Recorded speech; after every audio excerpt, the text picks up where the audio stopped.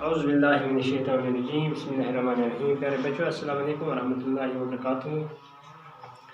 आज हम 8वीं जमात की इस क्लास में उर्दू के मज़मून में हमारी तारीख़ के हवाले से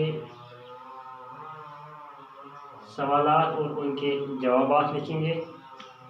तो कल भी हमने इस हवाले से कुछ सवालात और उनके जवाबात लिखे हैं।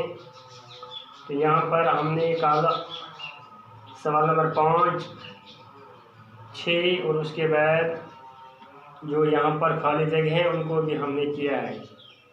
इन्हें 5वां सवाल, आज़ादी मिलने के बाद हम खुद को कैसा महसूस करते हैं। तो उसके बाद शायर ने आखिरी बंद में यकता की क्या पहचान बताई है। तो इसके अलावा हमने जो ये खाली जगह हैं उनको भी हमने भरा है।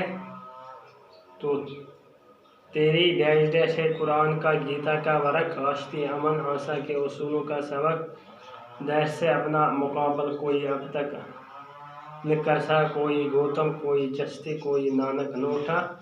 तो इसके बाद जो ये यहाँ पर नीचे लिखे हुए लफ्ज़ों को जुमलों में इस्तेमाल कीजिए, ये हमारे लिए आज का सवाल है।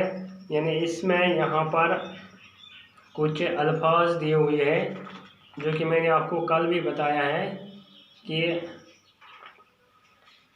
इन अल्फाज को आप खुद भी इस्तेमाल यानी जुमले बना सकते हैं इनसे। तो मुझे उम्मीद है कि आपने अपनी तरफ से बनाए होंगे। तो यहाँ पर भी हम इनके जुमले बनाने की कोशिश करेंगे, बल्कि मैंने यहाँ पे बोर्ड पे लिखे हैं। तो आप इसके अलावा और भी इन अल्फाज को इस्तेमाल करके जुमले बना सकते हैं। तो यहाँ पर सबसे पहला जो लफ्ज़ है वो उजाले, यानी यहाँ पर जो उजाले है ये जमा सेगा है, तो इसको हमें इस्तेमाल करना है। उसके बाद अजनबी, यानी उजाले किसको कहते हैं? उजाले रोशनियाँ। तो इसी तरीके से अजनबी जिसको हम नहीं जानते होंगे, यानी जिसको हम नहीं पहचान या जानते हैं। नफ़रत, तो किसी से नफ़रत करना। तो इसी तरीके से यहाँ पर चालाक है, आपको चालाक का माना पता ही है, जो होशियार हो, चालाक हो। वफा, अमन, आज़ाद। तो ये जो अल्फाज है 1 2 3 4 5 6 और 7 अल्फाज है। तो इन अल्फाज को हमें अपने जुमलों में इस्तेमाल करना है। तो यहाँ पर हमने लिखा है उजाले, यानी सुबह हुई तो उजाले फैल गए। यानी सुबह हुई जब रोशनी,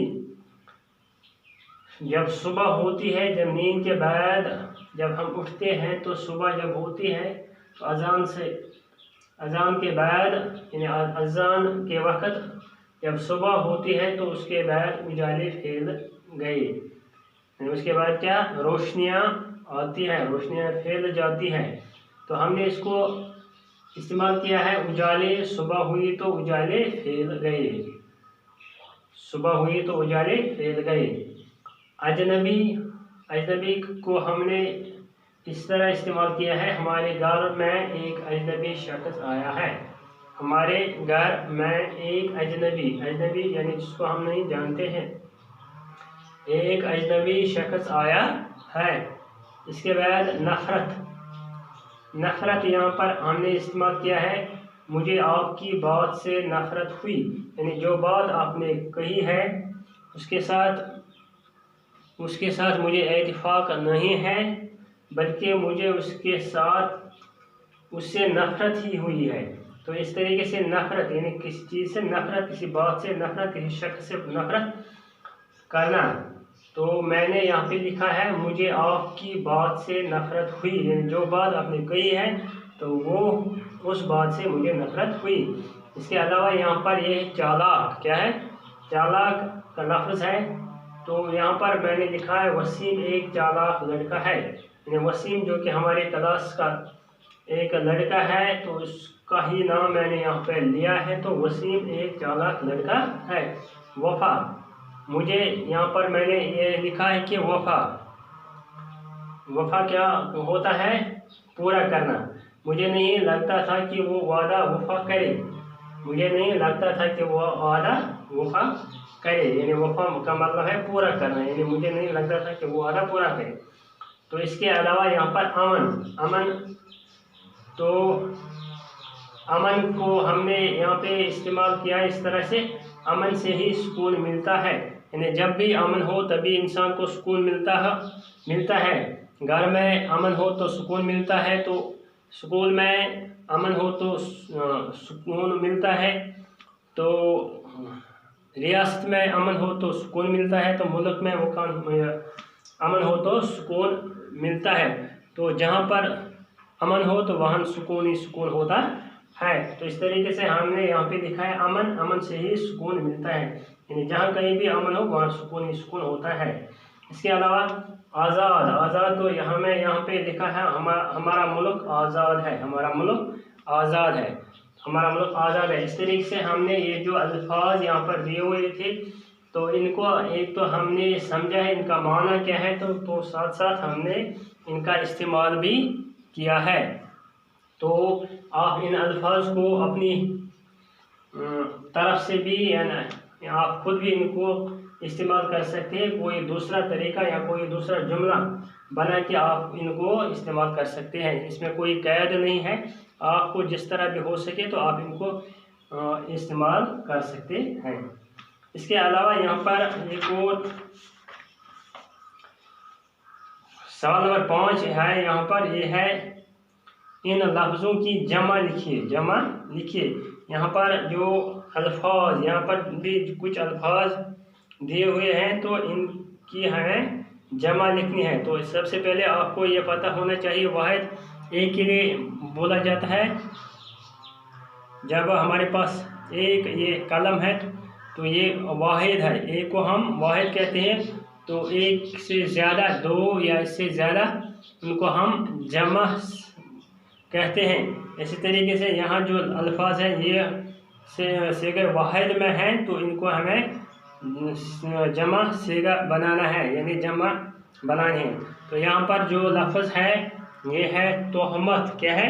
तोहमत। यहाँ पर अगर हम लिखेंगे तो इसका जमा, ये वाहिद है, इसका जमा आएगा तोहमतें। तोहमत है, तो इसका जमा क्या है? तोहमतें। इसी तरह से फरंगी,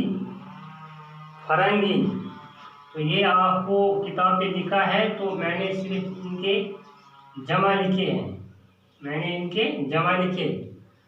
तो यहाँ पर फरंगी दूसरा है, फरंगी, तो इसका जमा आएगा फरंगियूं। तो ये फरंगी जो है ये जमा भी फरंगी ही होता है, फरंगी, इसका जमा भी फरंगी है। तो इसके अलावा इसका जमा फरंगियों भी आता है। तो आप लिख सकते हैं फरंगियों, या आप फरंगी भी लिख सकते हैं, फरंगी। ठीक।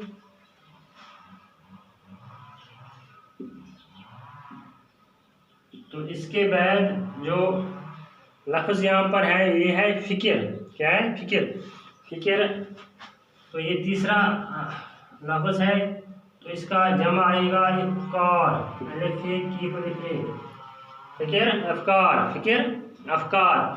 इसके बाद क्या है? अमल। अमल का जमा आएगा एमाल। क्या आएगा? एमाल। इसका आएगा एमाल। तो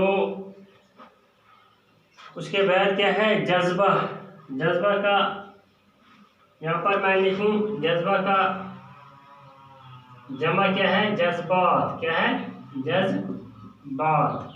जज्बात। तो इस तरीके से हमने इनके जमा अल्फाज भी लिखे हैं। तोहमत, तोहमतें, फरंगी, फरंगियों या फरंगी, फ़िक्र, अफकार, अमल, अमाल, और उसके बाद जज्बा, जज्बात, जज्बा, जज्बात।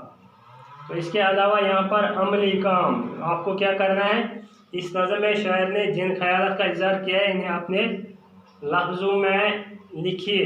यानी जो कुछ भी हमने पढ़ा है इस नज़म में, तो शायर ने जो कुछ भी कहा या जो कुछ भी उन्होंने ख्यालात, जिन ख्यालात का उन्होंने इज़हार किया है, आपको इनके ख्यालातों को अपने अल्फाज में लिखने हैं।